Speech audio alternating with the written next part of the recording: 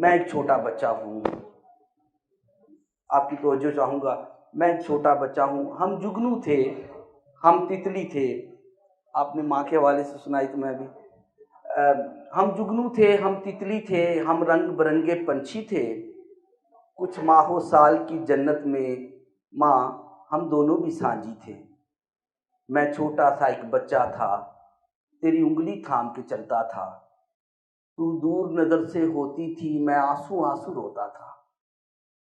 ایک خوابوں کا روشن بستہ تو روز مجھے پہناتی تھی۔ جب ڈرتا تھا میں راتوں کو، تو اپنے ساتھ سلاتی تھی۔ ماں، تو نے کتنے برسوں تک اس پھول کو سینچا ہاتھوں سے، جیون کے گہرے بھیدوں کو میں سمجھا تیری باتوں سے۔ اب مٹی کے اس پردے میں تو میری آنکھ سے اوجھل ہے، اب مٹی کے اس پردے میں تو میری آنکھ سے اوجھل ہے۔